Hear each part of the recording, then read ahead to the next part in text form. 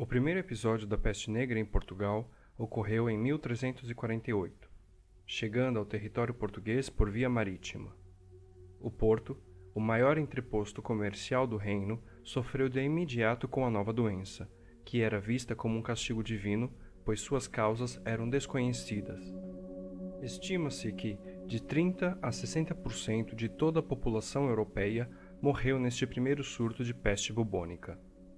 A praga passa a ser chamada assim pela forma mais comum da manifestação da doença, que são os bubões inchados. Sabemos hoje que é causada pela bactéria Yersinia pestis e transmitida pela picada de pulgas, vetores dessa doença, que por sua vez são parasitas de roedores. A mentalidade medieval priorizava a prevenção das doenças ao invés da cura. Conforme aprendiam a conviver com a peste, medidas como quarentenas, cercas sanitárias e limpeza de espaços públicos são vistas como as principais formas de contenção, dado que ainda não se conheciam as suas causas. A peste negra afetou a todos, tendo sido mesmo a causa da morte do rei Dom Duarte em 1438.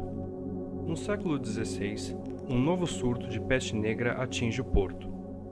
A população religiosa fez então uma promessa.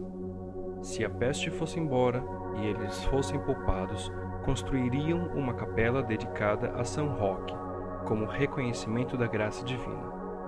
Essa capela primitiva foi construída próxima à catedral.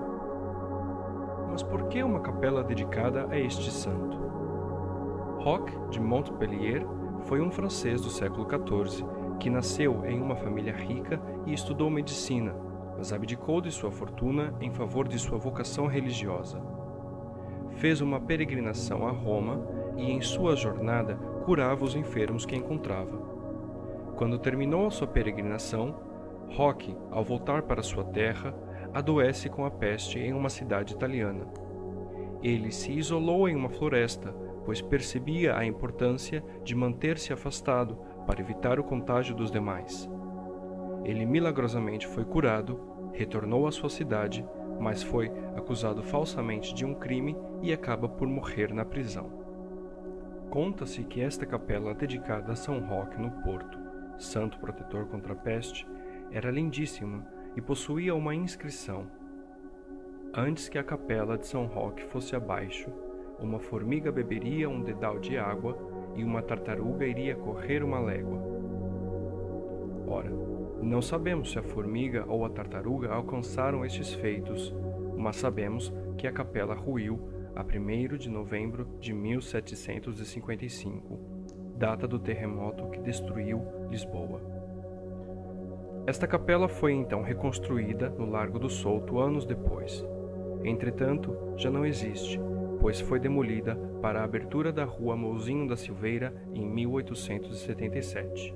Alguns anos depois, em 1899, na Rua da Fonte Taurina, um trabalhador do cais é encontrado morto em um banheiro. Sua morte é seguida de outras, sem razão aparente, mas todas com os mesmos sintomas.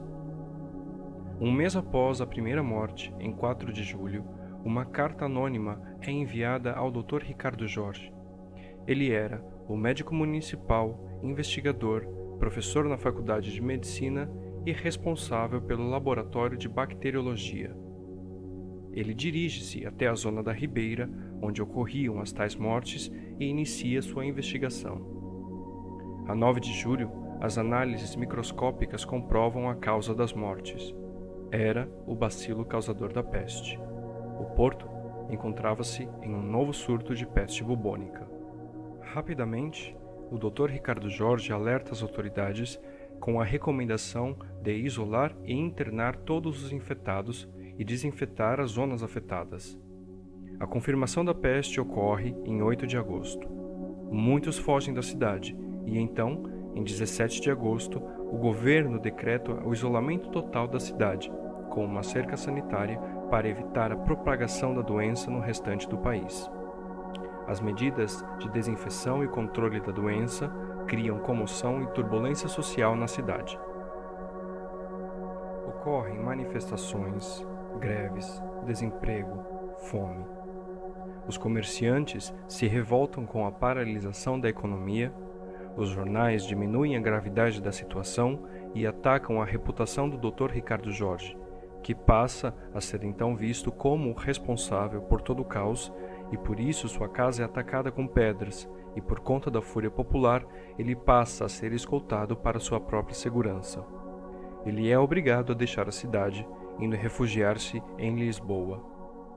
No entanto, todo o seu trabalho traz à tona as condições em que viviam as primeiras vítimas: insalubres, falta de saneamento básico, alojamentos repletos de ratos e pulgas, prédios miseráveis e imundíssimos, ou seja, o ambiente ideal para a proliferação da doença.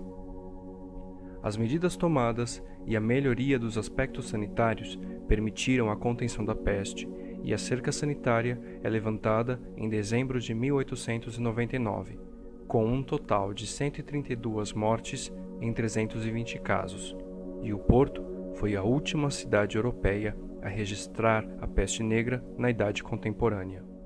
O Dr. Ricardo Jorge é posteriormente responsável pela criação do Instituto Central de Higiene e, consequentemente, pela criação da Direção-Geral da Saúde em Portugal. E o seu trabalho foi de vital importância na organização do combate à gripe pneumônica de 1918. As pestes sempre fizeram parte da história humana. Percebemos as semelhanças desses episódios passados com a pandemia da Covid-19 na qual ainda vivemos. As medidas de contenção, a descrença, a desinformação, os sacrifícios e, claro, as mortes. Todos nós, de uma forma ou de outra, somos afetados pela atual pandemia. Relembramos a história da Capela de São Roque e das antigas pestes da cidade do Porto pela sua relevância em nossos dias, pois mesmo vivendo em séculos diferentes, ainda encontramos soluções que se assemelham. Relembremos, sobretudo para não esquecer, uma vez que conhecer o passado é um meio de planear o futuro e mudar o presente, onde somos todos agentes da história.